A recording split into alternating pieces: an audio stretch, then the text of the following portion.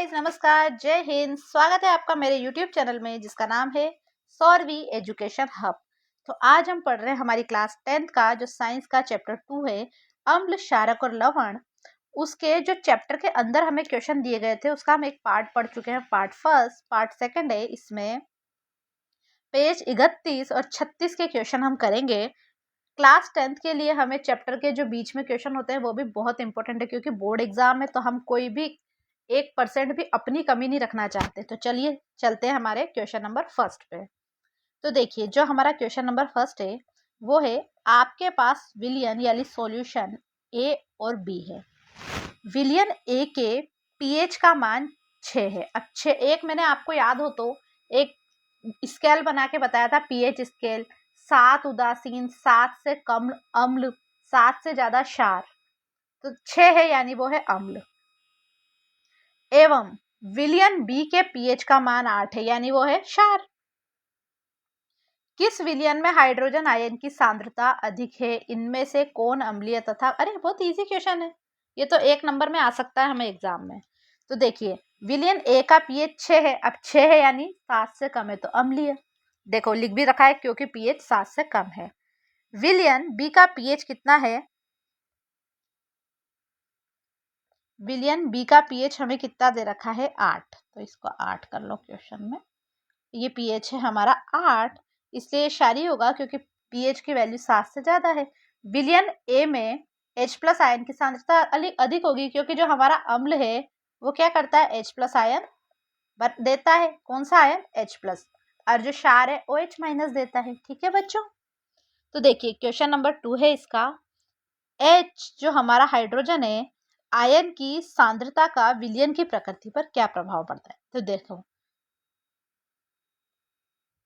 जैसे जैसे क्या होती है, हाइड्रोजन आयन H+ आयन की सांद्रता बढ़ती है, विलयन और ज्यादा अधिक अम्लीय होता है, क्योंकि अम्ल होता है तभी तो H+ आयन देता है। अगर H+ आयन बढ़ रहा है यानी उसमें क्या है?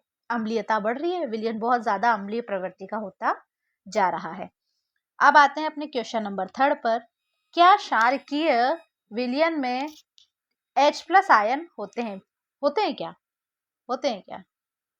अगर हाँ तो ये क्षारकीय क्यों होते हैं? देखो, हाँ H+ आयन क्षारकीय विलयन में भी होते हैं, परंतु जो इनकी सांद्रता होती है वो OH- आयनों की सांद्रता से क्या होती है? कम होती है। क्या होती है? OH- आयनों की सांद्रता से कम होती है। किससे? OH- आयनों की सांद्रता से कम होती है। इसके कारण क्या होता है? ये विलयन क्षारकीय होते हैं, क्योंकि ये सिर्फ क्या करते हैं? OH- आयनों की सांद्रता ही दिखाते हैं। देखिए क्वेश्चन नंबर 4 है हमारा।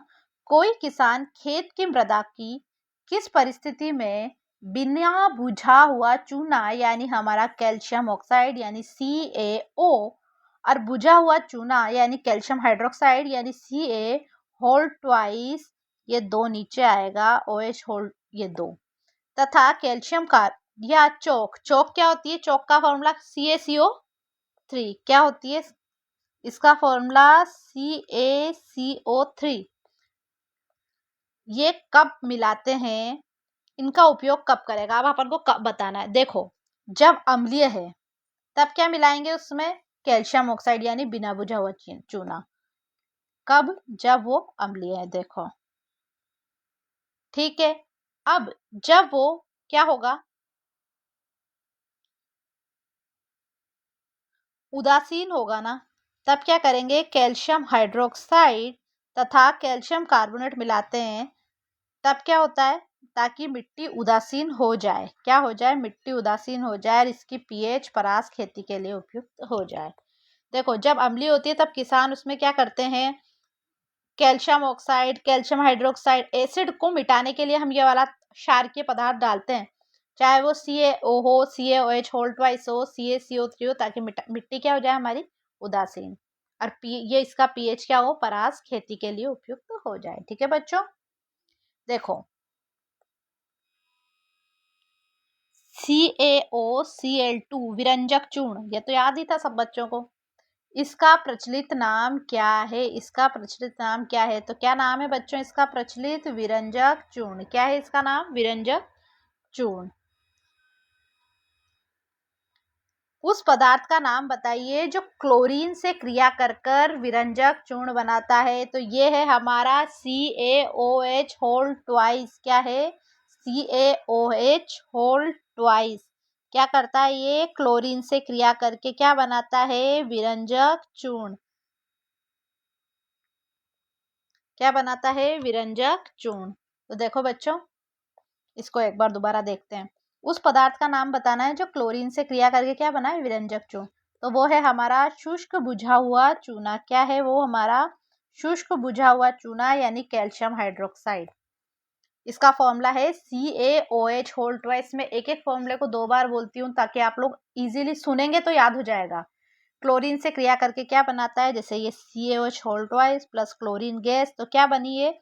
CaOCl2 बचा क्या है? H2O। एक बार जल बच गया है। ठीक है बच्चों, अब आते हैं हम अपने क्वेश्चन नंबर 3 की ओर। कठोर जल को मृदु करने के लिए किस सोडियम यौगिक का उपयोग किया जाता है? तो देखो बच्चों, इसका एक फॉर्मूला है सोडियम कार्बोनेट यानी Na2CO3। याद रख लो, Na2CO3 ये हमें याद रखना है। क्या है? कठोर जल को मृदु करने के लिए सोडियम कार्बोनेट Na2CO3 का यानी जो धावक सोडा, धोने का सोडा, इसे धावन सोडा भी कहते हैं। क्या कहते हैं? धावन सोडा। याद रख लीजिए, इसको धावन सोडा भी कहते हैं, धोने का सोडा भी कहा जाता है। इसको क्या, अब आते हैं अपने क्वेश्चन नंबर 4 की ओर। सोडियम हाइड्रोजन कार्बोनेट के यानी सोडियम हाइड्रोजन कार्बोनेट क्या है? NaHCO3 के विलयन को गर्म करने पर क्या होगा? इस अभिक्रिया के लिए हमें समीकरण यानी इक्वेशंस भी लिखनी है। तो देखिए, आते हैं इसके सॉल्यूशन पर।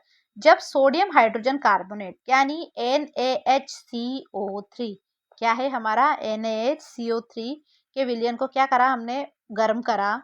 तो ये अपघटित होकर सोडियम कार्बोनेट यानी Na2CO3, ये हमारा कपड़े धोने का सोडा, प्लस क्या क्या बना? जल बना और कार्बन डाइऑक्साइड गैस बनी। क्या बना? सोडियम कार्बोनेट, जल और कार्बन डाइऑक्साइड गैस। यही बनी बच्चों। यह है हमारा कौन सा? Sodium hydrogen carbonate. क्या है ये? लिख देती हूं मैं, यह है हमारा खाने का सोडा। क्या है बच्चों? खाने का सोडा।